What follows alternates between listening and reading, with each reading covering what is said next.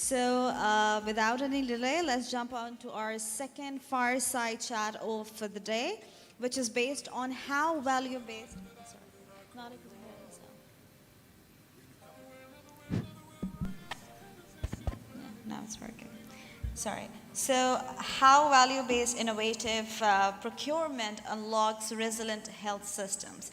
After pandemic, the need of the hour is to come up with better healthcare and better health system resilient and which are financially sustainable to ourselves and very much firm so that we can move forward.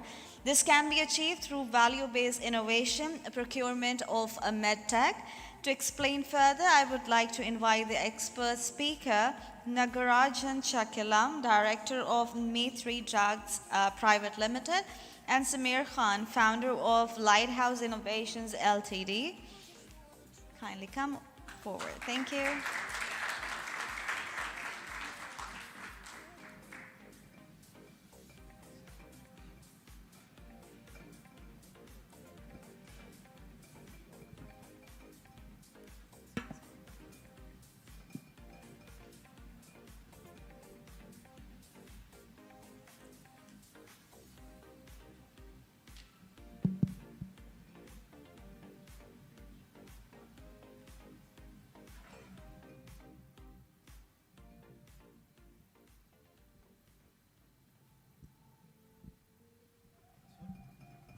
Hello? Yeah. Okay. Welcome, everyone. Thank you, and maybe we can sit here. Sorry about that. As you know, all of us are just getting adjusted to, in-person events after 2 years of staying home and looking at screens. So please bear with us. I'm Samir, coming from Oxford, and this is Naga, my friend, from India. And we're going to talk about a slightly technical topic, so please again bear with us, but it's not going to be technical. We'll try to keep it as light as possible. Let me just open the discussion with a little bit of a background.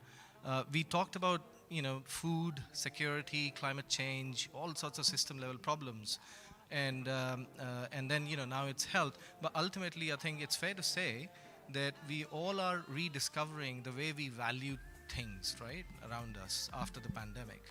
It was fairly said that we're all concerned about health. So rightly so, this topic is about how things are procured in the healthcare and how we are putting new value to things, right? So how people are putting some sort of new measurements of value in the way things are bought by the healthcare system or the pharma life sciences sector. So maybe we can begin with our introductions quickly. Sure. Can you hear me? Okay. So thank you, Samir, for breaking the ice here. Am I audible? Yeah. Okay, good. I think really glad that we are meeting in person today. I really want to appreciate you all, Health 2.0 organizers. It's been so long that we have met online, and I'm so glad that we are not in front of Zoom screens or Cisco WebEx screens. So let's begin with our introductions, okay? So I'm Nagarjun. I'm one of the directors of Maithri Drugs Private Limited, bulk drug manufacturing business based in Hyderabad, India. So we manufacture active pharma ingredients in a US FDA approved facility. We have 65 plus products, and we have 35 US and actually worldwide patents. We have 10 EU CEPs and roughly 36 US DMFs filed. So that's a short brief of our company.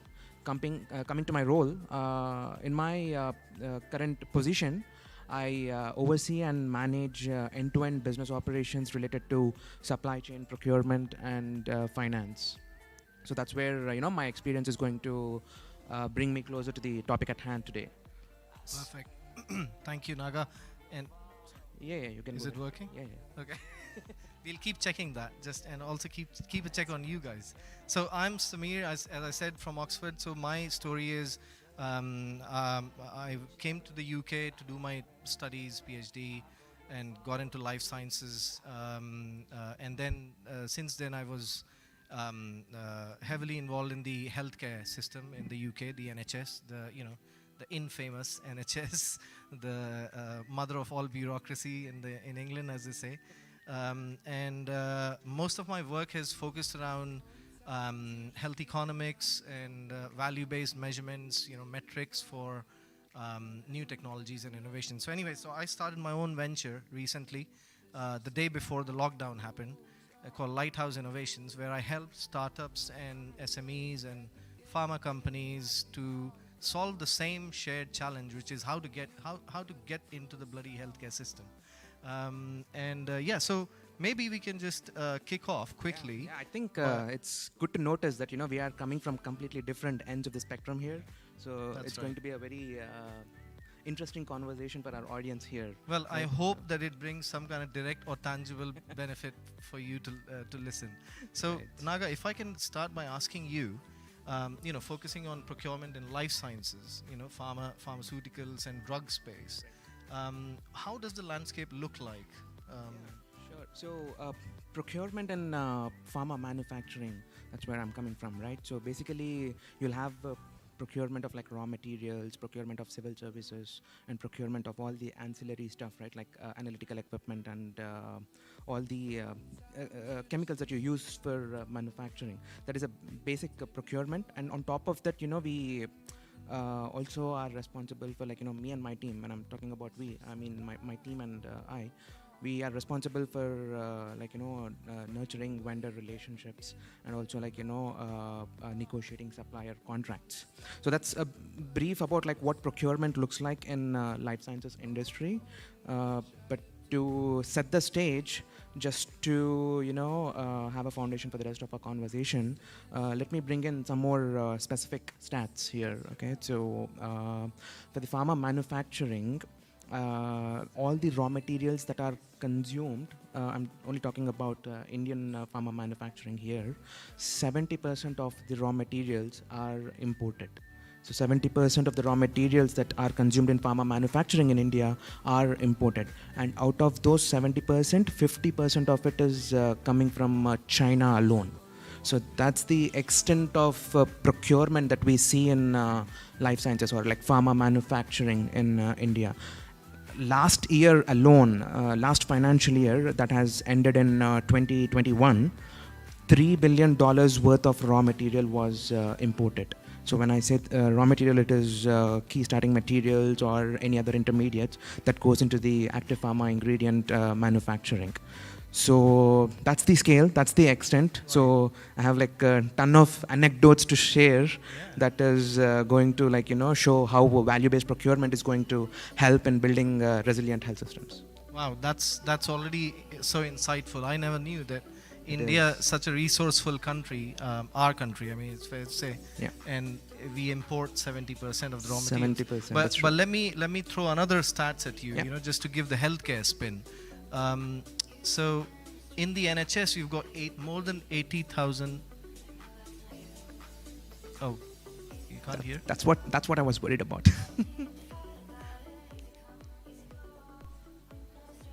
Hello, can you hear me?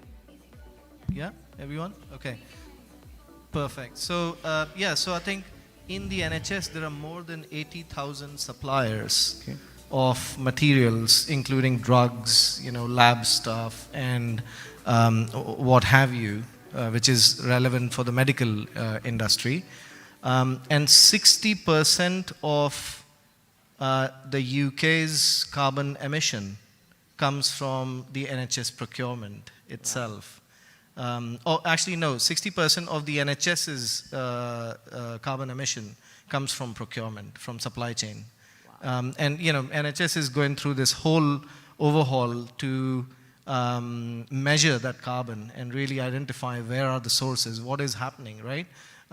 Even though, and here's the tension point. So UK's public sector transport is one of the most mature and really well established and successful.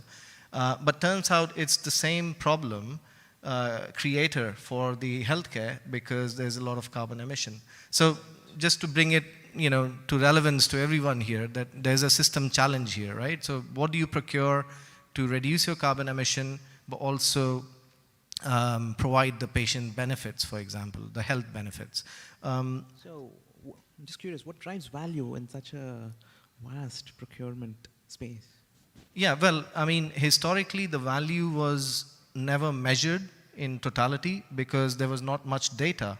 The only data we had was the doctor's prescription and some of the episodes of patients recorded at the hospital. So things were recorded in a reactive way, right? So if you turn up at the A&E or emergency with an episode or an accident, that is the point where the data was, measured.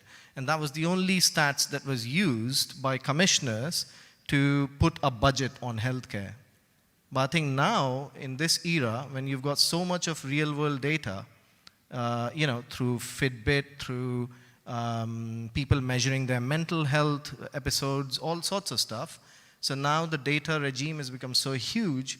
So, eventually value has been redefined in terms of procurement in the healthcare space. But I think it's still sort of formative years. It's still, a long way to go. That's the state of affairs. That's interesting. Okay. So, yeah, that's what I'm coming about. Like, I think in life sciences, right? Like in pharma manufacturing, I think value per se for the industry, I don't know if it was measured at any point in the past, but there are definitely some factors that will influence the value that is captured by any pharma manufacturing business. So the value comes from 4 different aspects. So one, of course, like the cost, for sure. Like I think that's pretty common for any industry. So the cost of the raw material that you're procuring. It doesn't mean that you have to procure it from the low-cost provider. That's value-based, right? It comes from quality. So like I mentioned, we are a USFDA approved facility. So the quality requirements are so stringent that you should have your product meet some specifications, and the purity level of the product should be, not just 90% or 95% or 99%. In some cases, you have to go to like 99.99%. So quality of the manufactured product. Also, it depends upon the quality of the raw material that you procure, right? So you can get to that quality only when you have that quality in the raw material that you procured. So that's the second aspect. The third aspect is the service. So when I say service, I'm pretty sure this is pretty common across the healthcare spectrum, I guess. Timely delivery of raw materials. So we do set some expectations with our customers saying that, this is the lead time for us to manufacture this active pharma ingredient or this bulk drug. And to meet that expectation of our customer, it is very, very important for us, for our procurement team to get that raw material in a timely manner. So not many companies do delay the supply of their raw materials, but it is nevertheless it's very important. COVID has multiple examples to showcase that there have been so many delays. So that's the third one, and the final one is the payment terms. So sometimes many pharma manufacturing companies, right, in India, they are having some sort of negotiating things with their vendors to have very flexible payment terms. So if there is a supplier who is giving you the raw material for 90 days, he might charge you a little bit premium. But if there's another supplier who is supplying you the same raw material, same specification and everything, but with a flexible payment terms, I think many pharma manufacturing companies would prefer, getting it from that source. So I think those are the main 4 drivers of value in API manufacturing. Really interesting. So let me ask everyone a question. Has any one of you heard of the pizza dough challenge? Have you ever heard of the pizza dough challenge? No. Okay. So so we are talking about, let's say, APIs and drugs and raw materials for medicine, and you talked about timing. And let me just give a flavor from healthcare perspective, how timing is really crucial.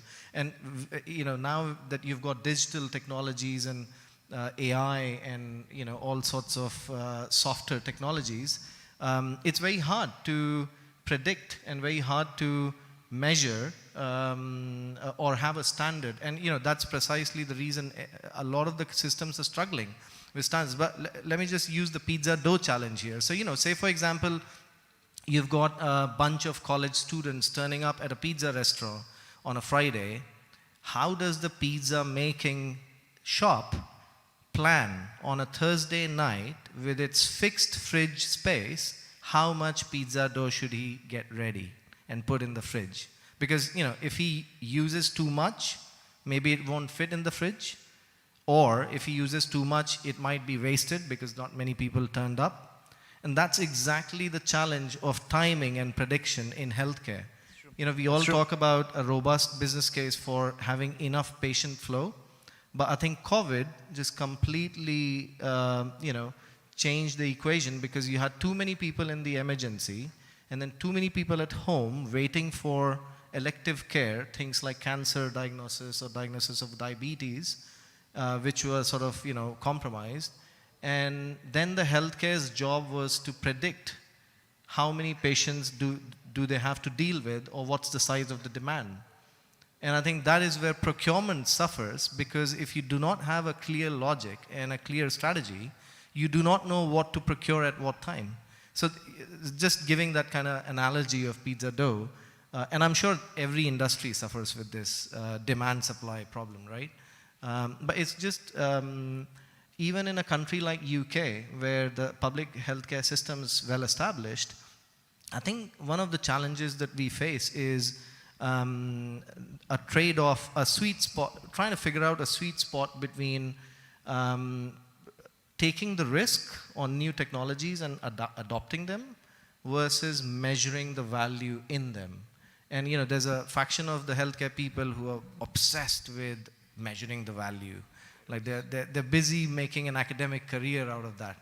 Versus there's other people who are just, on the other end of the spectrum, who want to make the fastest money on a new piece of technology, right? And they want to get the cheapest stuff into the system so that they can make some cost savings. And this is where I think in the UK the challenge is, like, how do you hit the sweet spot so that you can balance it out? Because those are two extreme views. But let me ask you one more question. What do you see as a challenge in the post-COVID recovery phase, especially for procurement in the life sciences sector? Right. So let me first say some of the challenges in the procurement specifically, and then I'll talk about how COVID has impacted. So the biggest challenges in procurement in bulk drug manufacturing and life sciences is that it is not very easy for you to switch the supplier. So like I said, if you are selling your API to regulated markets, you are scrutinized a lot. So for you to have all the FDA approvals, you need to put in where you are procuring your raw material from. I mean, if it is a key starting material or an intermediate. So you have to put in that information into the FDA system, and they'll review it. I'm not exaggerating, but there's tons and tons of files that you have to do, right, when you're submitting all those regulatory filings to US FDA. When you want to switch the supplier, it's like another ball game altogether. So you have to again notify FDA. You have to notify your customers who are purchasing the product that you manufacture. So I think that is the biggest challenge in procurement in general in life sciences. Coming to COVID, I think we have all seen, right? I think all industries. I'm pretty sure even in the healthcare delivery that you have already touched upon, longer lead times for sure when you're procuring it from abroad for your raw material to cross borders. Longer lead times, we have seen that, and price inflationary pressures There have been so many changes in the prices of the raw material that we have procured. And interestingly, when you are, so we are generic manufacturers, when you are making a generic product, the competition is cutthroat. So there is no scope or very little scope for you to pass on the price increase of your raw material to your customers, because there's already a competitor out there who wants to sell the product at the lowest price possible. So the API bulk drug manufacturers are always squeezed in, like, especially during the COVID, right? Like, we have seen the price jumps, and the product that you are selling, the price will not reflect the new raw material price. So that's the second aspect. The third one, I would say, is like, increased freight costs. Since we are importing from China, like, the freight costs have gone up. So that was the interesting challenge again for us to address. But the most imperative thing that I have noticed during the COVID is not just like my company, but in general, the life sciences industry. What I've noticed is all the supply chain managers are now more vigilant, because they recognized the lack of visibility or lack of information at hand for them to, like, prepare for any sort of unexpected events. So that was one change actually, and there are like a bunch of other changes as well, like when you're procuring from foreign countries, delays are inevitable, right? I've seen companies procure the same raw material locally, although it is challenging for them to, like, go to FDA and supply all the required regulatory documents. But I've seen many companies do, like, change their supplier. They have basically shortened their supply chain, right? So I think those are the big changes, I would say. Yeah, so that's very interesting, because I can draw some parallels from healthcare as well. So in the UK, in the NHS, for example, there are funny dilemmas that happen. So number one, from COVID, during COVID, what happened was, obviously there was a panic attack in the system, right? And so a lot of procurement happened randomly, or at least with kind of a top-down approach, right? Like, the government intervened, and we procured lots of PPE material, lots of other stuff for critical care, for emergency care, right? And the elective care was sort of, in a way, ignored to some degree, or not mismanaged, but let's say under-prioritized, deprioritized, right? But then the procurement is looking at critical care. Now, what happens is, in the industry, on the supplier side, is that trying to shoehorn your technology into the system, everyone started putting their value propositions into critical care. And so it's quite funny that you could see the black and white. Like, if I have a Fitbit which will keep me healthy, there were propositions which are trying to sort of, tailor that all the way to critical care. And ultimately you can say that if you behave healthily, then you're going to prevent your stay at the hospital, right? So that became evident. So, what the digital technology industry has been saying for the last 10 years, it just happened within 2 years. So I think that was quite beautiful. That's true. But I think coming back to the cost management and the speed of procurement, I think that's also true. In the same way, people have now realized that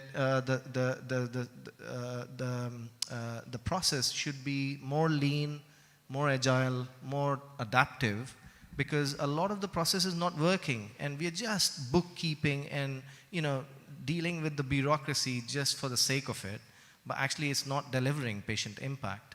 So this is where I think some kind of awakening is on the positive side. That's true. I think cost versus responsiveness, right? Like, not just like chasing the low cost supplier, but like, you want to have a supply chain or the procurement industry or procurement team finding the supplier who is going to be more responsive to you. I think there was a trade-off earlier. I mean, like you rightly said, right? I think all the manufacturing shifted to this just-in-time paradigm, right? So I think Toyota in the 1950s, like 5 decades before, they started this just-in-time strategy for inventory management, and now they are also like pivoting away from that, right? So I think it's good that you touched upon like how not stacking upon raw materials is Yeah. And so, important. so what would you say, looking at the future, what would you say will make procurement more value-based, and that sort of leads us to a resilient health system? Right. How would you break that into an answer? I think, see, one straightforward, right, like one obvious way to make any health system resilient, right, is to have all your inputs sourced for the infinite amount of future time, right? But that clearly is not very efficient, and it is very expensive too, right? Even in the manufacturing, you cannot have all the raw materials procured and you can just say like, I'm going to make my procurement resilient, or I'm going to make my supply chain resilient. You cannot do it. That's the least preferred way. Couple of other options would be like, you can shorten your supply chain. But again, like, it has its own cons, right? Like, if you see the history of the world, most of the prosperity that all the economies have derived was through globalization, right? Like, each country working in tandem and with those partnerships and collaborations. Whole world, like multiple countries have seen, Is the buy-sell side of the market, I guess. correct, exactly. Yeah. Right. So I think that's the con, but to be more resilient, that's one option. Biggest thing for any supply chain to be more resilient is to have proper and right access to information at the right time, right? I think lack of that, right? Like lack of that information will make you a little less resilient. You cannot prepare for once in a lifetime event. Yeah, right? I totally agree. I think in healthcare, for example, I strongly feel, coming from the health economics side of things, that your metrics are of no use if all the people in this room do not understand what you're measuring. So I'm kind of also of the view, and many people in the UK are of the view, that there's this over obsession with metrics and measurements and making an academic career out of it, and it doesn't serve the purpose. What it serves is another bureaucratic layer in the system. And now I think with the invent of digital and smart and AI technologies, there's a very interesting trend we see in the UK. I don't know how much of it is true in rest of the world, that a lot of the leaders and innovators are coming up from the minority, from the neglected, or from the how do you say, economically deprived sections of the society. It's a very interesting fact. And because they saw the problem in the system, they saw the bureaucracy, they saw all the pain points, so they leaped for it, and they went to the innovation, and they are coming up now. So now there's a new social paradigm which is being considered in the NHS now, which is completely non-health related. It's actually equality of access, which is that did this and this and this ethnic group get equal opportunity to innovate and to procure stuff? Or did we, when we procured 10 things for this hospital, did we sign up the contract with only the affluent class, or did we also source stuff from the local and the deprived? So I think there's a new focus there, which is, I think I would really welcome that kind of change. Yeah. But I think then the last point I just want to make is timing of the metrics and the procurement is super important, because when you're procuring for COVID, you put all your energy and effort into critical care, and then the elective care suffers. So how do you trade that off? And if we went for the preventative strategy, none of this would happen anyways, right? All the patients will be moved to elective care. Nobody will be in the A&E, because no accidents will happen, no diabetes will turn into a hypoglycemic episode. So I mean, those are the points I can see from healthcare perspective. Building resilience, that's true. I think It's interesting to see how people are going to change, because it has prepared, right? Like I think COVID has prepared everyone. So like I already mentioned, supply chain managers are more vigilant. Earlier, people used to take this reactive approach to manage any sort of risk. Any risk, they used to be like very reactive. But at least now, what COVID has taught us, all the procurement managers, to be more prepared, and there have been like many formal mechanisms that were put in place just so you will be a little bit more prepared for you to handle all those unexpected events. Again, all that can happen when you have proper access to information rather than focusing on all the, I don't know, nonsensical metrics, I guess. Yeah, thank you. So how are we doing for time? Um, right. Hello. We can start on Q&A. How are we doing for time? Do you think we should open it for the questions to the audience? Yeah? Okay. Well, we have a lot of time, but I would rather have people from the... Let's make Would it you agree? interactive. Make it interactive, and you might have nice thoughts to share. I know Raman, for example, is a local hero in procurement. We've just heard some amazing stories from you, Raman. So would you like to say something? I think the mic is with me. Oh, please go ahead. Go ahead. Okay, you go ahead. Yeah, my question is for Naga. Hi Naga, I'm Suman. Hi Sumant. Yeah, when you were discussing about the resilience, you said like we cannot prepare for a one-time eventuality like COVID, right? What I believe is it is a kind of suggestive thing. Why don't we look it in a different approach? See, the main problem that we are seeing when it comes to procurement is one vendor dependency. Either it can be dependency on China or any other country. We are depending so much on one vendor or something like that because we are giving our commitment to the regulators. If you see few decades ago, Walmart had taken an approach. So Walmart never procures anything more than 2.8%. So if they have to take tomatoes or any kind of supplies, they won't get it from one single vendor. So if you open the same concept even for the procurement, you can depend on Brazil, you can depend on US, Europe, Asia Pac. So from everywhere you can get the supplies on time.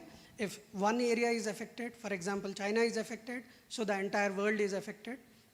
The reason is APIs, raw material, excipients, everything we are more dependent on them. Correct. If you decentralize and diversify the markets and strategize your procurement, I think that would That's help. totally true, Sumant. I'm glad that you brought this up. Actually, I said, right, like earlier people used to be reactive. Now they are a little bit more proactive, not settling down with just one vendor.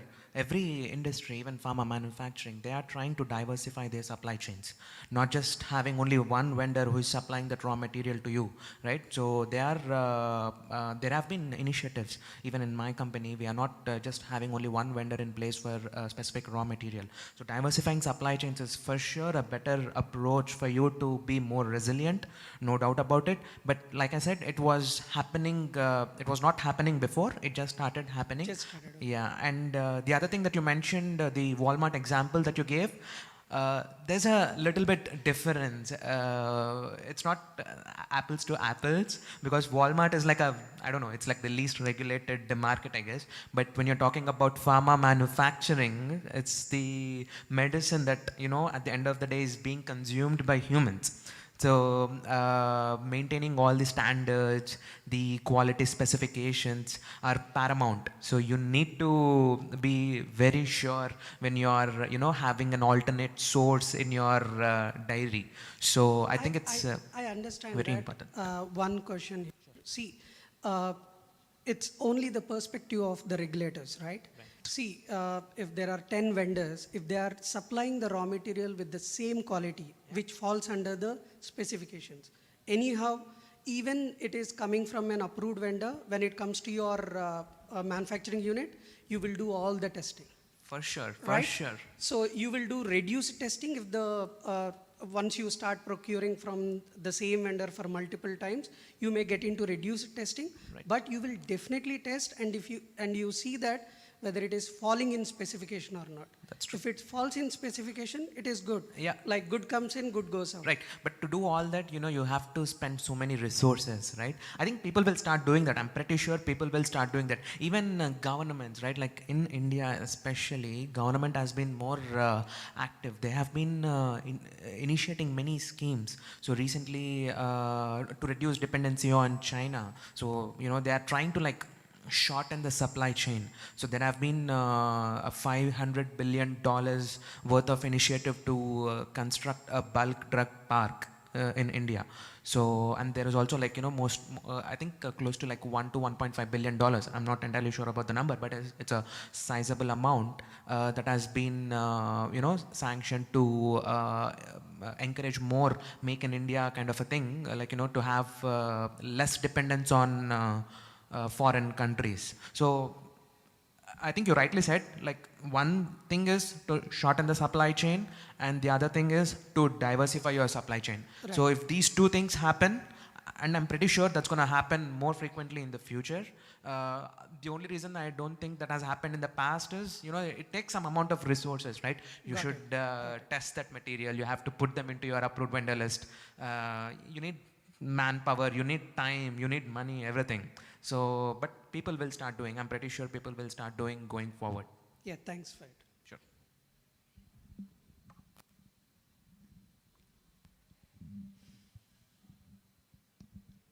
Thank you for your input. I have 2 cents.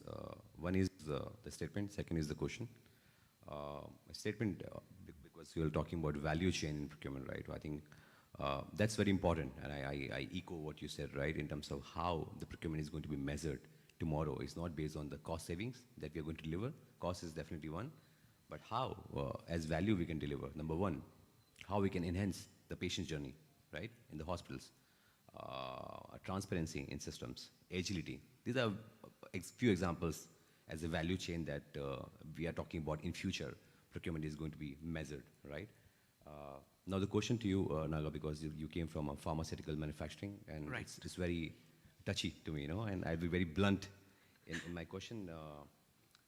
When it comes to a pharma domain, it's the most corrupted industry I've ever seen, reason being, because I was just mentioning to somebody in the morning that the system is corrupted. It's very irrational that the consumer do not choose what they take. It's the manufacturers or the top layer which decides what a patient is going to take, right? So as a procurement professional, what do you advise? Where do you see the future? How you're going to drive that change where consumer has a choice to take what medicine they want to take, and it's not the doctor. I think there's going to be a lot of technology adoption, and there's going to be so many changes that will come. Corruption point of view, I think it's going to be very decisive topic to extend along that thread. But to answer your question, how consumer at the end of the day is going to benefit is, in the future, I think there have been many R&D projects that have been running, right? Like gene editing is one technology where you can target a specific patient. So personalized medicine, I would say, so the personalized medicine, when it comes, it would be, be more specific to the patient itself, rather than having one drug for the entire therapeutic category. So today, that drug might work well for one person, but when the other person is consuming the same drug, it might be a little hard for that medicine to target the microorganism. But in the future, to answer your point, I think personalized medicine is going to be the answer. Can I also answer the question as well? Let me, him, and you work on the corruption. We should. and change it, right? But I think, just to add a tiny bit of my pharma experience. So I've worked in rare diseases, therapies, and then I've worked in highly kind of most generalizable diseases and infections as well. And the industry is divided on that. And then, then the new stuff that has happened is that at least relatively, you can, it's fair to say that the patient and the consumer has got some voice now. Like to some degree you can say the social media has given you some voice, right? Like on a relative scale level. And I think that is working. And I can see that the pharma industry and there's a big divide between biotech industry, the booming startups in biotech, and the established incumbents of the pharma world. Because ultimately the biotech is leading the race. I mean, BioNTech, for example, is a great example, right? And thanks to the CRISPR technology, which changed the way we design drugs for cancer or other rare diseases. And those guys are absolute advocates of affordability, because they come from, the scientists there are coming from emerging economies who realize that our populations suffer from the affordability issue, right? So there is a bit of a reputational race actually between the biotech and the pharma. And like for example, I use this example in the UK. If you do not see any process working of an application for immigration or anything, go on Twitter and immediately there'll be like a follow-up very quickly, like within microseconds. So there is some hope, I would say. And procurement's not totally, I think it's all getting disrupted, right? From top to bottom, everyone's busy trying to really, deliver some value or define value in a new way. So I'm still hopeful that it'll change for the good. We might see our kids will enjoy that time. Any more thoughts? If you even if you don't have questions, any thoughts from anyone to add? How can we change the future of the hospitals? Or change the future of the biotech industry? Yeah. I think just as everyone is, I'm pretty sure, we are equally, if not more, curious to see what future has in store, I guess, right? Like, at the end of the day, procurement, right? Like, people have to think the core need of it. What do they need, right? Like, to answer some of the questions that raised, we should understand, do we really want it to be like more resilient, more efficient, or, all of those together? We should stay focused and see what future has in store for us.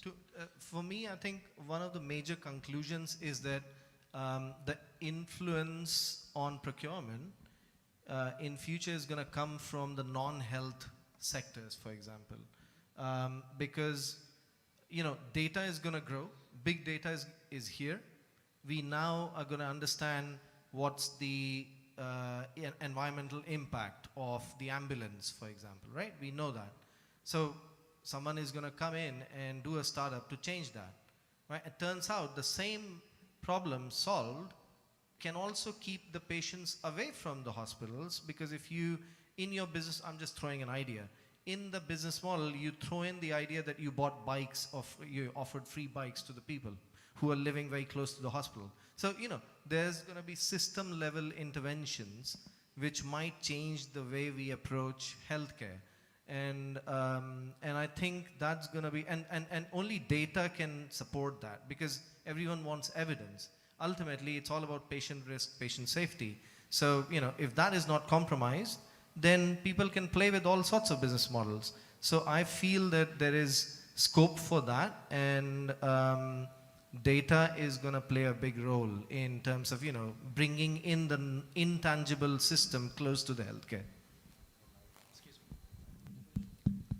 I will keep this. Excuse me, sorry, there's a question from the audience. Can you please provide the mic? Thanks.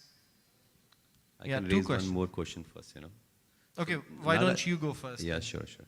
So Naga, is to you, because we talk about patented drugs thesis, right? And we also talk about the biosimilars of patented drug. So where do you see, if I talk about UAE, there are only few countful manufacturers, right? But in India, we're talking about more than 200 generic producers, right?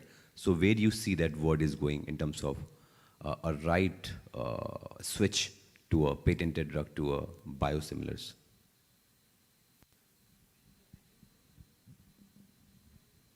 You're comparing UAE to India, if I understand your question, right? General switch.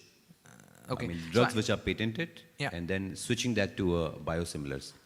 Okay, so biosimilars and generics both are pretty interchangeable, right? Like, when it is a chemical process-oriented molecule, it's a generic medicine, and when it is a biotechnology product, it's a biosimilar.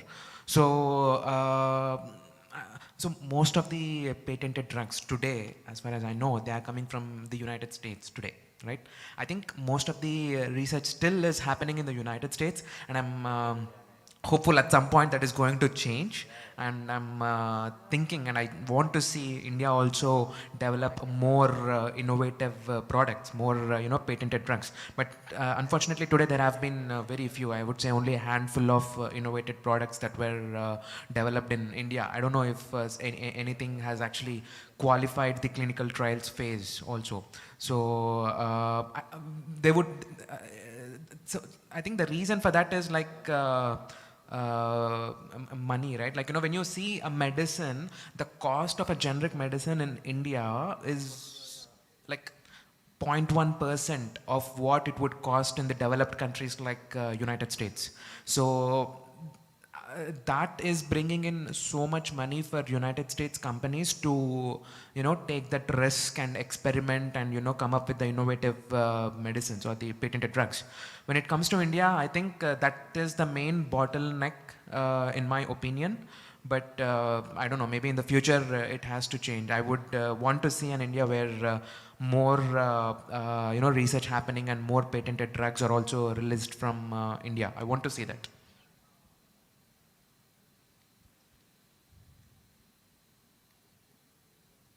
Did that answer your question, or you have more follow-ups?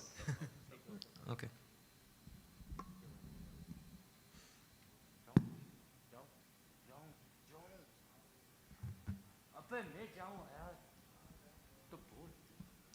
Sorry, question? Yeah, it's not a question. This is regarding the resilience that we are talking about. See, we have this pandemic as an example. If we see how we have come up with pandemic experience, nobody would have ever imagined that we would have around 7 to 8 successful vaccines. So can you sort his mic out, please? His mic's not working.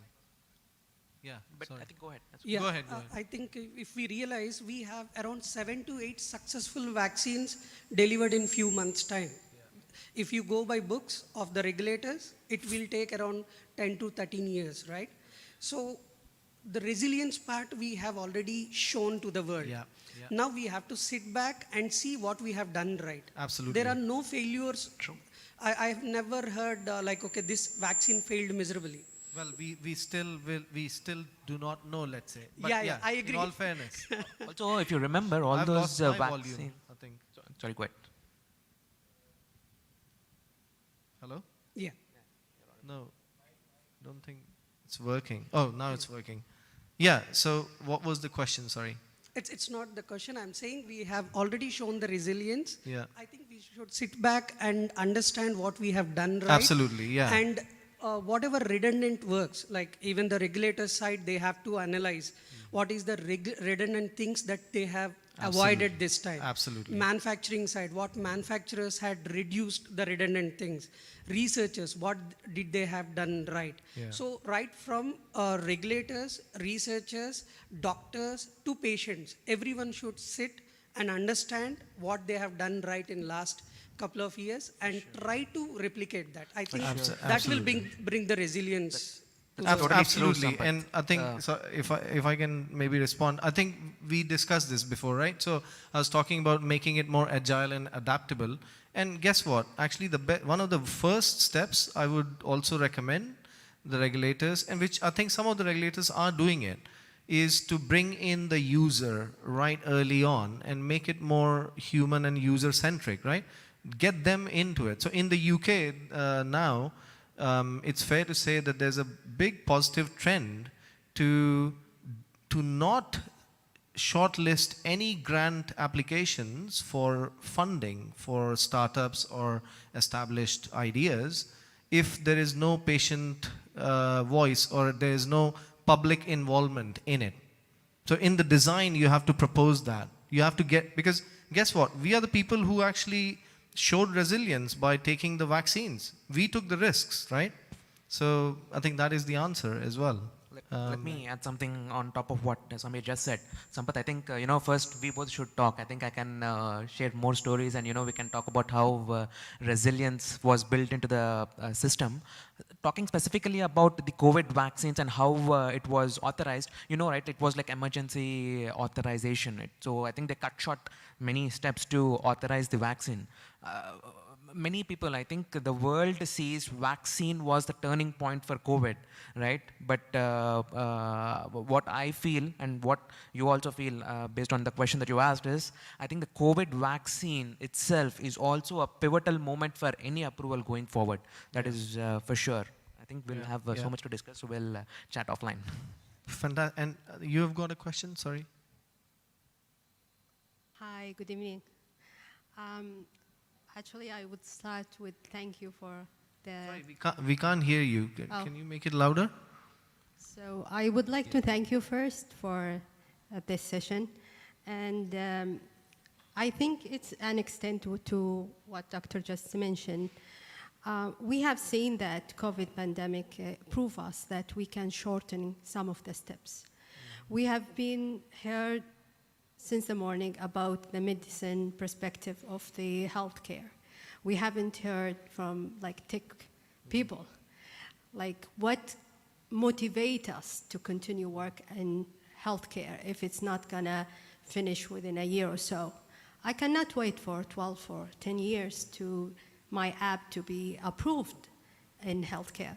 So do you think in the near future there will be a way to solve this problem so that tech people, AI people can motivate to work in the future? Yeah, absolutely. So there are some good trends to just illustrate your point.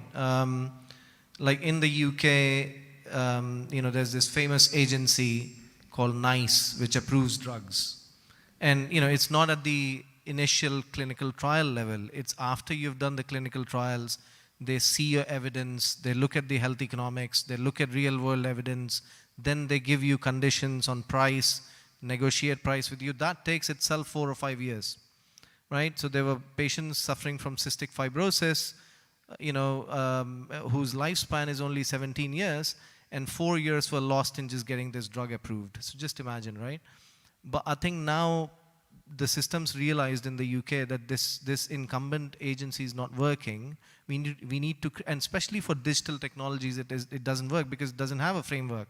And everyone associated with NICE is trying to shoehorn the logic of drugs on the digital space, which is, it doesn't apply. It's like you said, apple for apple. It isn't like that.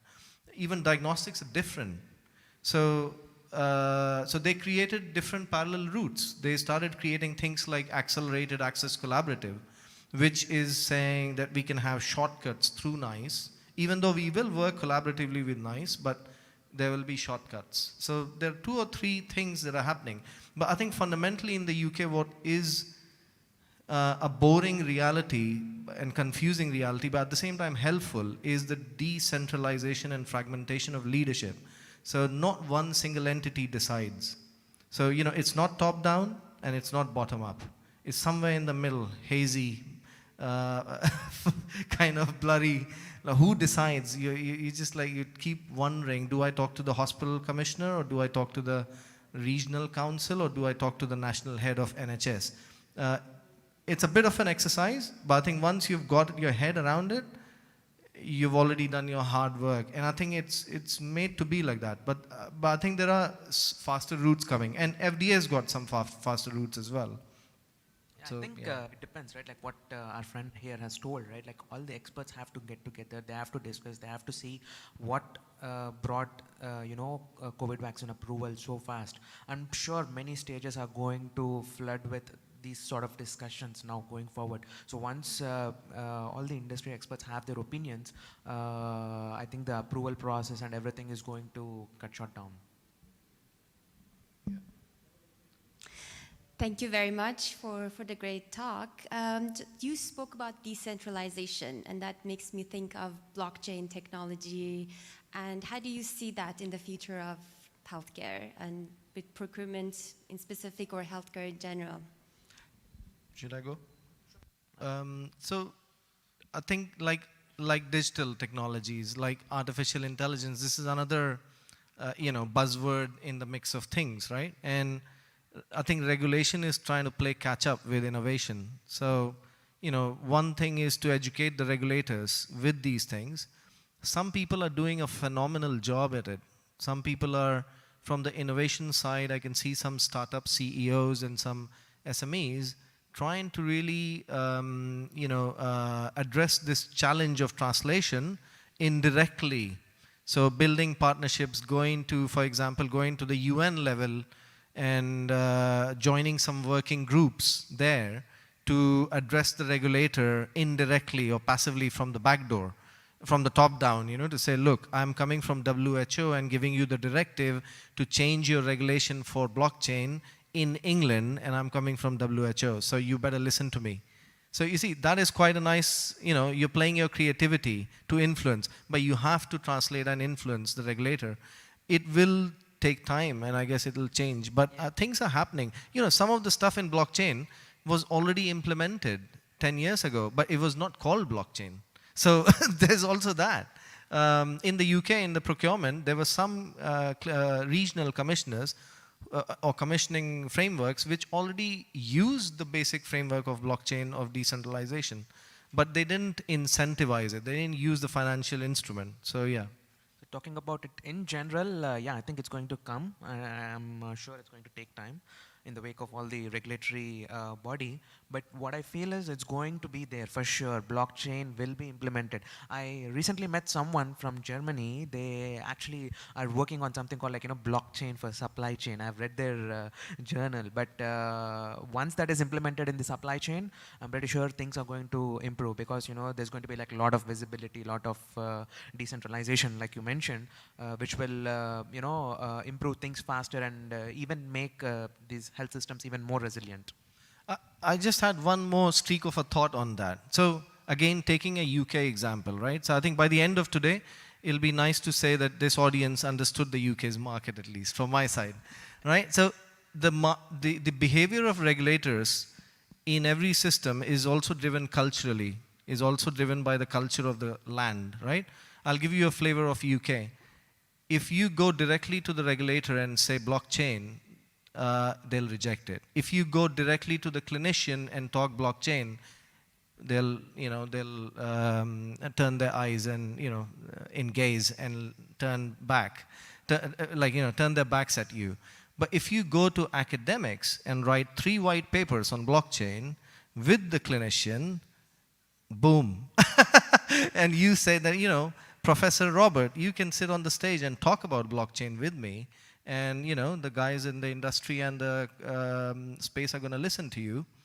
That's it. You've done it. So that is the kind of voice you need to create. And that is where UK stands. It's just it could be absolutely silly to the extent that you did that for anything and that sells. But if you came up with the best evidence in the world to support your technology and went directly with your chest high to the regulator, they didn't listen because, at the end of the day, they'll walk into the Sainsbury's and ask the professor living next door, do you believe in that blockchain? And the professor, no, I don't. So that's it. He'll disapprove it. But I bet the same happens in India as well. We all do that. Yeah, we all have our friends to ask, right? What do you think of this? Okay, you think 20p? Okay, we'll procure it. I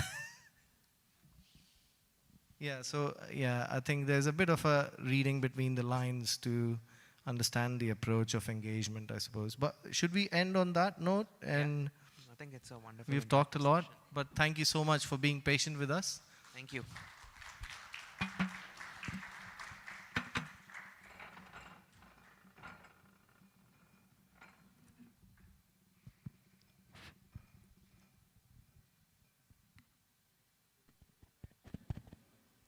Thank you so much.